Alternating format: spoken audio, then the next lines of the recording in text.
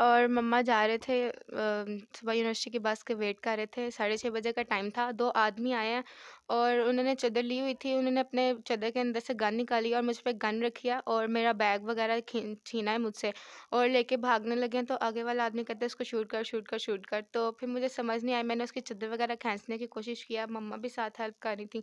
तो उनकी चादर वगैरह मैंने खींचने की कोशिश किया कि मैं किस तरह उनको गिराऊँ, लेकिन उसने ट्राई किया कि किसी तरह इसको शूट करें।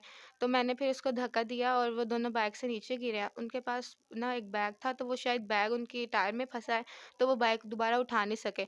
तो दूसरे आदमी ने फिर ट्राई किया कि वो मुझे शूट करे, तो मैंने उससे पिस्टल खींचने की कोशिश किया। खींचते-खींचते उसके अंदर से मैगज़ीन निकल गई उसकी।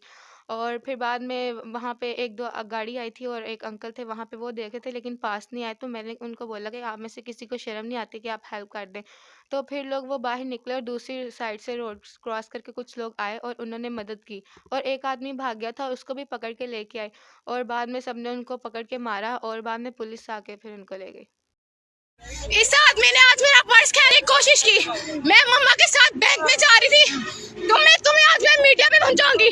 इस पिस्टल से इसने फायर करने की कोशिश की, समझ आई क्या? क्यों छोटी बच्ची है, मैं छोटी बच्ची नहीं किसी की, मैं किसी की छोटी बच्ची नहीं। ठीक है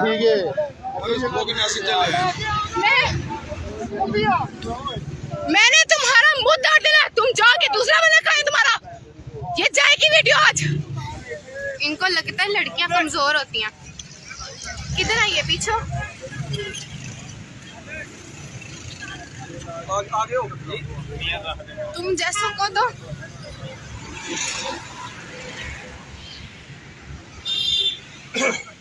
आइंदा तुम लोग ये हरकत ना करना। कोई ये जाएगी मीडिया पे, ये जाएगी मीडिया पे। तुम लोग को लगता है लड़कियां कमजोर होती हैं।